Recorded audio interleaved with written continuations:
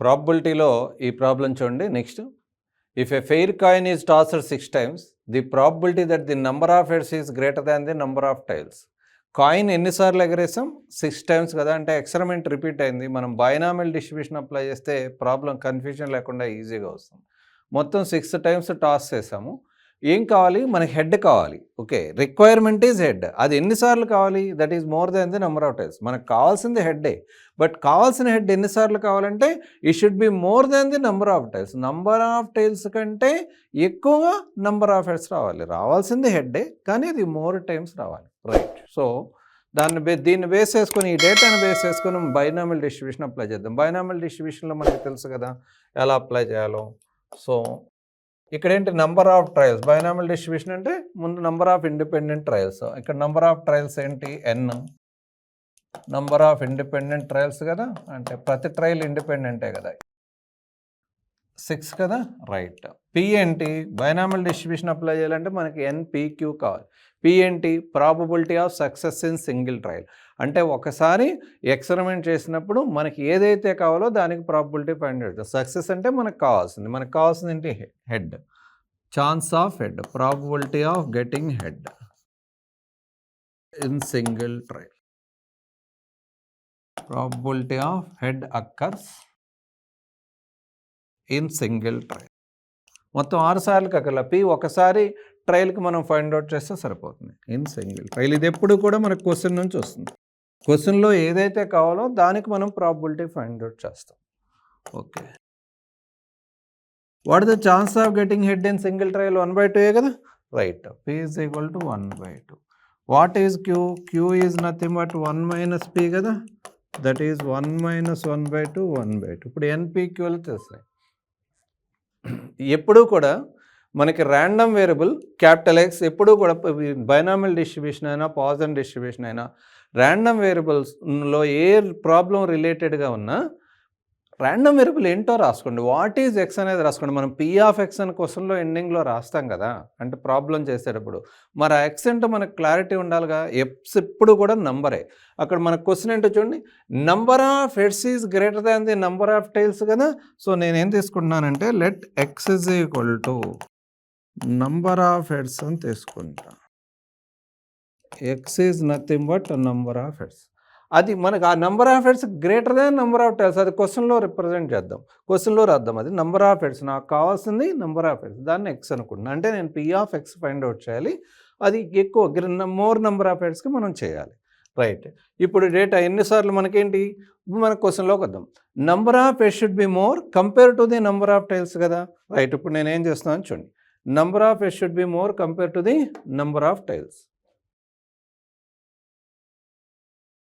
So ఇక్కడ నేను పక్కన ఇలా రాస్తున్నా. టోటల్గా నేను కాయిన్ 6 times కదా రోల్ చేశాను. కాయిన్ 6 times రోల్ చేస్తే ఇవి హెడ్స్ అనుకోండి, ఇవి టైల్స్ అనుకోండి. ఓకే, ఆల్ 6 times హెడ్డే రావచ్చు. అంటే in that particular case number of tails are 0 కదా. Right. All 6 times 5 times head వచ్చి ఒకసారి టైల్ రావచ్చు.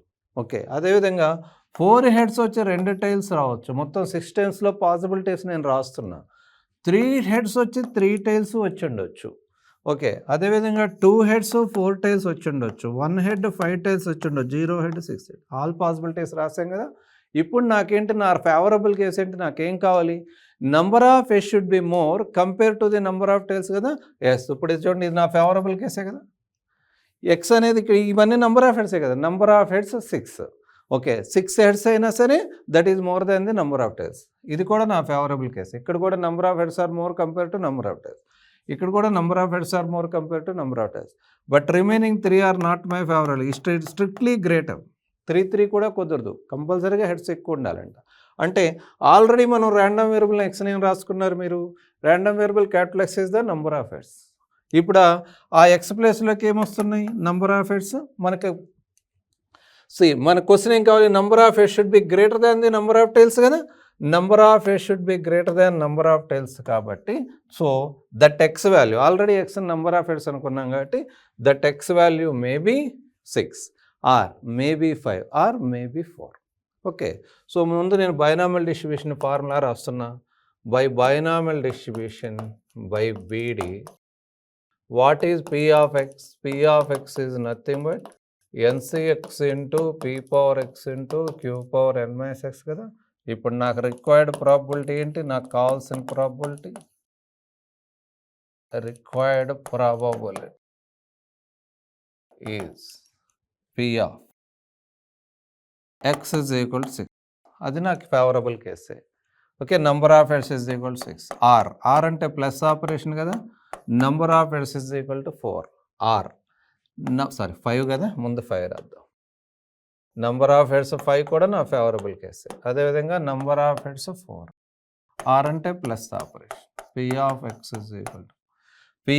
ఇస్ ఈక్వల్ టు 6 అంటే ఏంటి? దట్ ఈజ్ ఎన్సిఎక్స్ కదా.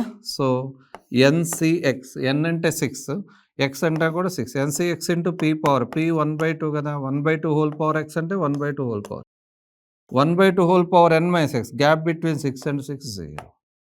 Next 6c5 into 1/2 whole power 5 into 1/2 whole power 6 minus 5 gap 1 plus 6c4 into 1/2 whole power 4 into 1/2 whole power 6 minus 4 2a కదా, right. So ఇప్పుడు ఇది 6c6 value 1, 1/2 power 0 అంటే 1 కదా, 1/2 power 6, 2 power 6 value 32, 2 power 5 value 32, 2 power 6 అంటే 64 కదా. 6c5 6 same, ఇది కూడా 1/64. 64 value ఎంత 15 కదా, 1/64. టోటల్ ఇప్పుడు వాల్యూ ఎంత వచ్చిందండి? 1 + 6 7, 7 + 15 22 కదా, 22/64 అంటే 11/32 ఈజ్ ది ఆన్సర్. 11/32 అర్థమైంది కదా. సో 11/32 అంటే which option is that? Option 2. Okay, clear. So ఈ ప్రాబ్లం చేయడానికి ఎప్పుడైనా సరే ఎక్స్పెరిమెంట్ రిపీట్ అయినప్పుడు మనం బైనామియల్ డిస్ట్రిబ్యూషన్ అప్లై చేస్తే ప్రాబ్లం ఈజీగా వస్తుంది. అంటే రిపిటేషన్స్, సేమ్ ఎక్స్పెరిమెంట్ ఎక్కువ టైమ్స్ రిపీట్ చేసామనుకోండి, it is better to apply binomial distribution. Okay, next problem చూడండి. A bag contains 5 red, 6 blue and 5 brown socks. ఒక బ్యాగ్ ఉందంట. ఓకే, సో అందులో 5 రెడ్ సాక్సెస్ ఉన్నాయి, 6 బ్లూ సాక్స్ ఉన్నాయి, 5 బ్రౌన్ సాక్సెస్ ఉన్నాయి. Solution, ముందు డేటాను డెవలప్ చేసుకుందాం. ఒక బ్యాగ్ ఉంది, ఆ బ్యాగ్లో ఏమున్నాయి? 5 రెడ్ సాక్స్లు ఉన్నాయి, ప్లస్ 6 బ్లూ సాక్సెస్ ఉన్నాయి, ప్లస్ 5 బ్రౌన్ సాక్సెస్ కూడా ఉన్నాయి. టోటల్ ఎన్ని సాక్స్లు ఉన్నాయి? So total number of socks,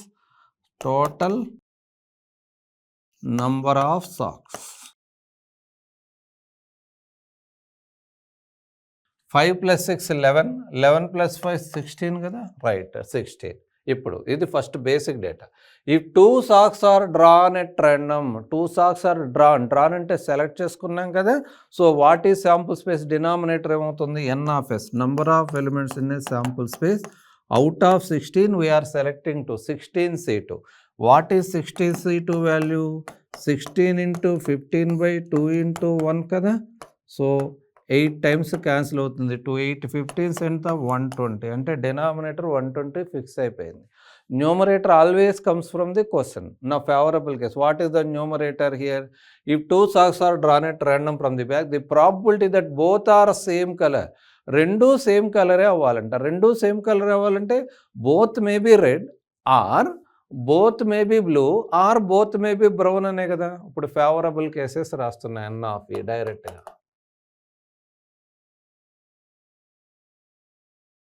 favourable cases. Okay, favourable cases ఏంటి? So both are of same colour అంటున్నాం. Both are n of e రాసేస్తుంది అంటే numerator number of elements in event ఈ n of e is equal to రెండు రెడ్డే కావచ్చు. ఈ అంటే మనకు కావాల్సిన ఈవెంట్ అని. రెండు red, both are same colour అంటే both may be red. Both may be red అంటే how many red are there? మొత్తం 5 రెడ్ ఉన్నాయిగా, 5లో 2 రెడ్. ఆర్ అంటే plus operation. Both may be blue. Okay, ఎన్ని బ్లూ ఉన్నాయి? 6 blue. Out of 6 blue 2 are blue. Or both may be brown also. How many brown are there? 5. Out of 5 brown 2 brown.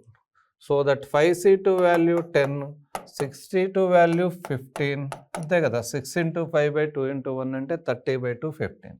So 5c2 10 అంటే ఎంత ఇది 35.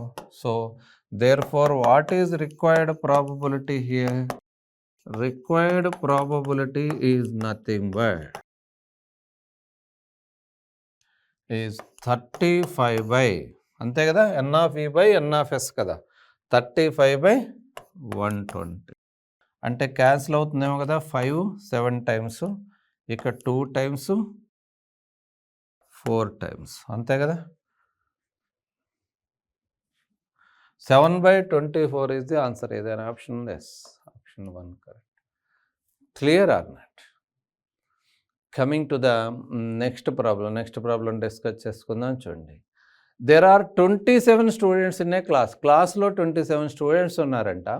What is the probability that at least 3 of them have their birthday in same month? Question అర్థమైందా? First try to understand the question. క్లాస్లో 27 members ఉన్నారు. What is the probability that at least 3 of them, at least 3 అంటే ఏంటి? కనీసం ముగ్గురు. Okay, at least 3 of them have their birthday in same month అంటే meaning ఏంటి? కనీసం ముగ్గురు బర్త్డే, కనీసం ముగ్గురు అంటే అంతకంటే ఎక్కువనే ఉండొచ్చు. కనీసం ముగ్గురు బర్త్డే ఒకే మంత్లో ఉండే ప్రాబిలిటీ ఎంత అంటే, ఒకే మంత్ అంటే అది ఏదైనా కావచ్చు, అది జనవరి కావచ్చు, ఫిబ్రవరి కావచ్చు, మార్చ్ కావచ్చు, ఏప్రిల్ కావచ్చు. ఆ ఛాన్స్ ఉందా అంటున్నాడు. ఉంది అంటే ఇంకా షూర్ ఈవెంట్ అది. ఆ ఛాన్స్ ఉంది అంటే షూర్ ఈవెంట్, 1 అయిపోతుంది ఆన్సరు. ఛాన్స్ లేదంటే ఉంటే ఎంత ఛాన్స్ ఉంటుంది? ఒక ఛాన్స్ లేకపోతే లేదు, అక్కడ కూడా 0. ఒకవేళ ఛాన్స్ ఉంది అంటే ఓకే, అది కొంతే ఉంటుందా, 100% ఉంటుందా? 100% ఉంటే 1 అయిపోతుంది, లేదు కొంతే ఉంటే రిమైనింగ్ ఆప్షన్స్ అవుతాయి. మీకు క్లారిటీ ఇస్తాను చూడండి. ముందు మొత్తం 27 స్టూడెంట్స్ కదా, ఎస్, వాళ్ళ బర్త్డే కనీసం ముగ్గురు బర్త్డే ఒకే మంత్ రిపీట్ అయ్యే ఛాన్స్ ఎంత అంటున్నాడు కదా. అంటే ఒక పని చేద్దాం, పర్ ఇయర్కి ఎన్ని మంత్స్ ఉంటాయి? 12 మంత్స్ ఉంటాయి కదా. అంటే మంత్ అంటే అది జనవరి కావచ్చు, ఫిబ్రవరి కావచ్చు, మార్చ్ కావచ్చు, అప్ టు డిసెంబర్, మొత్తం 12 మంత్స్ మనకి అవైలబుల్గా ఉన్నాయండి. కానీ ఎంతమంది స్టూడెంట్స్ ఉన్నారు? 27. సింపుల్గా చెప్పాలంటే దీనికి పీజియన్ హోల్ ప్రిన్సిపల్ అని ఉంటుంది, అది అప్లై చేయొచ్చు. బట్ పీజియన్ హోల్ ప్రిన్సిపల్ ఏమీ లేకుండా లాజికల్గా ఆన్సర్ చేయడానికి ట్రై చేద్దాం. రైట్, ఇప్పుడు ఇది జనవరి, ఫిబ్రవరి, అన్నీ రాయలేండి, మార్చి, జస్ట్ క్లారిటీ కోసం. ఇట్లా ఇది వచ్చేసి డిసెంబర్, మొత్తం 12 మంత్స్ కదా. రైట్, మొత్తం 27 స్టూడెంట్స్ ఉన్నారు. ఒక్కొక్క స్టూడెంట్కి ఒక్కొక్క మంత్ అసైన్ చేసేద్దాం. ఓకే, ఫస్ట్ స్టూడెంట్కి ఓకే, ఒక్కొక్క స్టూడెంట్కి ఒక్కొక్క మంత్ అసైన్ చేసేద్దాం. అంటే అందరి డిఫరెంట్ మంత్సే అని అనుకుందాం, వాళ్ళ బర్త్డేలు డిఫరెంట్ మంత్సే అని అనుకుందాం. రైట్, ఒక్కొక్క స్టూడెంట్కి ఒక్కొక్క మంత్ అసైన్ చేసేస్తే, అంటే ఒక పర్సన్ జనవరి, ఒక పర్సన్ ఫిబ్రవరి, ఇలా డిఫరెంట్ అసైన్ చేసుకుంటూ వెళ్దాం. ఇప్పుడు 12 స్టూడెంట్స్ అయిపోయారు కదా. 12 స్టూడెంట్స్ బర్త్డే 12 మంత్స్ వచ్చేసినాయి, 12 స్టూడెంట్స్ అయిపోయారు. రైట్, 27లో 12 అయిపోయారు. ఇంకెంతమంది ఉన్నారు? 12 తీసేస్తే ఇంకా 15 మెంబర్స్ ఉన్నారు కదా. మళ్ళీ ఆ 15 మెంబర్స్ని కూడా మళ్ళీ ఒక్కొక్కరికి ఒక్కొక్క మంత్ అసైన్ చేసుకుంటూ వెళ్దాం. ఒక్కొక్కరికి ఒక్కొక్క మంత్ అసైన్ చేసుకుంటూ వెళ్తే ఇప్పుడు చూడండి, దీని నుంచి చాలా క్లియర్గా ఏమర్థమవుతుంది? కనీసం 2 మంత్ జనవరి, కనీసం అట్లీస్ట్ 2 పర్సన్స్ బర్త్డే ఒక మంత్ రిపీట్ అయిపోతుంది. కనీసం ఇద్దరిది ఒక మంత్ రిపీట్ అయిపోతుంది. అంటే అసలు మంత్ రిపీట్ కాకుండా ఉండే ఛాన్స్ లేదు. ఎందుకంటే ఫస్ట్ 12 అందరికీ డిఫరెంట్ అసైన్ చేసినా కానీ రెండో 12కి వచ్చేసరికి మళ్ళీ ఆ 12 మంత్సే రిపీట్ అవ్వాలి కదా. ఆ 12 మంత్సే రిపీట్ అవ్వాలంటే కనీసం ఇద్దరికి ఓకే ఒక బర్త్ మంత్ రిపీట్ అవుతుంది, ఇంకా తప్పదు. రైట్, ఇప్పటికి 24 మెంబర్స్ అయ్యారండి. ఇంకా ముగ్గురు ఉన్నారు కదా. ఇప్పుడు మనం ముగ్గురికి అసైన్ చేయాలి. ఆ ముగ్గురికి అసైన్ చేసే ప్రాసెస్లో ఒక్కసారి చూడండి, ఆల్రెడీ అన్ని డిఫరెంట్ మంత్స్ అందరికీ డిఫరెంట్గా అసైన్ చేసాం. ఇప్పుడు మరి ముగ్గురు మిగిలిపోయిన ముగ్గురికి మనం ఈ మంత్సే కదా, ఆల్రెడీ అలాట్ అయిన మంత్సే కదా అసైన్ చేయాలి. అది జనవరి కావచ్చు, ఫిబ్రవరి కావచ్చు, మార్చ్ కావచ్చు. అది ఏ 3 మంత్స్ అసైన్ చేసినా ఆటోమేటిక్గా, ఫర్ ఎగ్జాంపుల్ నేను ఈ 3 అసైన్ చేశాను అనుకోండి, అట్లీస్ట్ 3 ఆఫ్ దెమ్, కనీసం ముగ్గురు బర్త్డే ఆటోమేటిక్గా వచ్చేస్తుంది. అది ఏదైనా కావచ్చు. సేమ్ మంత్ అంటున్నాడు కదా, జనవరి ఫిబ్రవరి అనలేదు, అంటే ఏదైనా మంత్ అని. ఓకే, ఆ 3 కనీసం ముగ్గురికి బర్త్ మంత్ రిపీట్ అయిపోతుంది. అది జనవరి కావచ్చు, ఫిబ్రవరి కావచ్చు, మార్చ్ కావచ్చు. లేదు ఆ 3 కాకుండా వేరే 3 అయినా కావచ్చు. ఓకే, ఆ 3 కాకుండా వేరే 3 అయినా కావచ్చు. దీని నుంచి చాలా క్లియర్గా కనీసం ముగ్గురు బర్త్డే మాత్రం రిపీట్ అయిపోతుంది. ముగ్గురు బర్త్ మంత్ మాత్రం రిపీట్ అవుతుంది. కనీసం ముగ్గురు అన్నాం, అంతకంటే ఎక్కువ కూడా ఉండొచ్చు. ఇప్పుడు నేను డిఫరెంట్లీ అసైన్ చేసుకుంటూ వెళ్ళా కదా సార్, అందరి బర్త్డే కూడా జాన్యువరియే కావచ్చు. అందరి బర్త్డే జాన్యువరి అయిందనుకోండి, అంటే 27 మెంబర్స్ బర్త్డే జాన్యువరి అయిపోయింది కదా, అది కూడా అట్లీస్ట్ 3 కదా. అట్లీస్ట్ 3 అంటే 3 ఆర్ మోర్ అని. ఓకే, లేదంటే 5గురు బర్త్డే ఇంకో ఒక మంత్ ఉండి రిమైనింగ్ అందరిది వేరే మంత్ ఉండొచ్చు. అంటే ఏ కేసు చూసినా కానీ ఎస్, ముగ్గురు బర్త్ మంత్ మాత్రం, కనీసం ముగ్గురు బర్త్ మంత్ రిపీట్ కావాల్సిందే. ముగ్గురు బర్త్ మంత్ రిపీట్ అయ్యే ఛాన్స్ 100% ఉంది.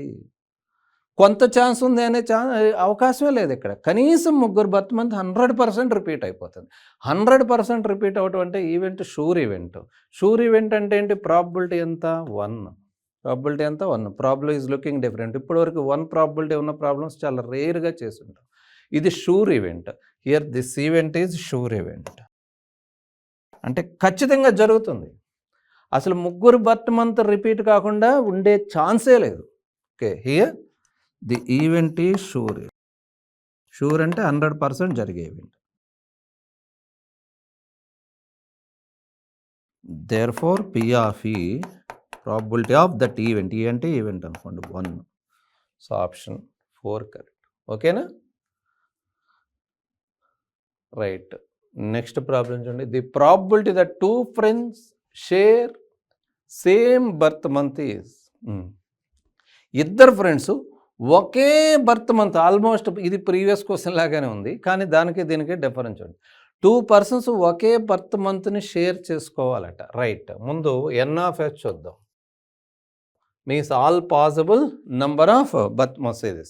ఇప్పుడు N(f) చూద్దాం, అంటే sample space, all possible cases చూస్తున్నా.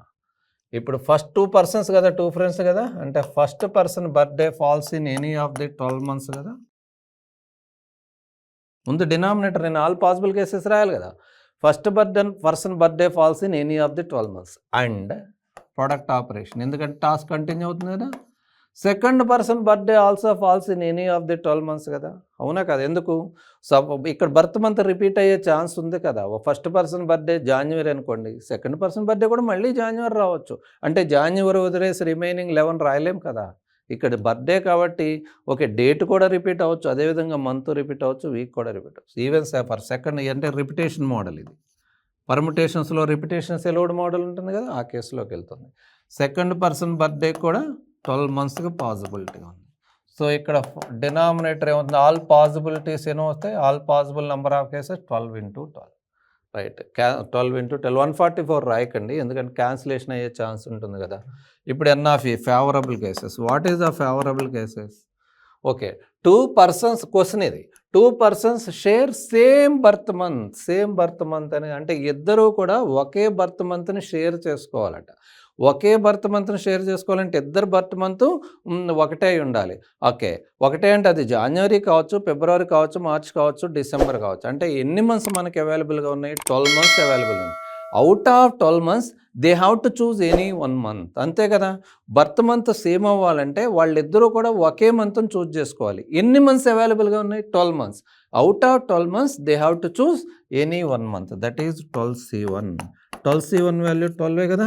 Therefore what is required probability here? Required probability is nothing but numerator 12, denominator 12 into 12. ఒక 12 క్యాన్సిల్ అయిపోయి 1. అందుకే ఎప్పుడు కూడా ఇక్కడే క్యాన్సిల్ చేయకండి. ఓకే, మొత్తం అయిపోయిన తర్వాత మనకి క్యాన్సిలేషన్ ఈజీ అవుతుంది. సో ముందే డైరెక్ట్గా సింప్లిఫై చేసి వాల్యూ రాయొద్దు. లాస్ట్ స్టెప్లోకి అయిన తర్వాత సింప్లిఫై చేసుకోండి. 1/12 ఆప్షన్ ఉందా? ఉంది కదా. Right, okay.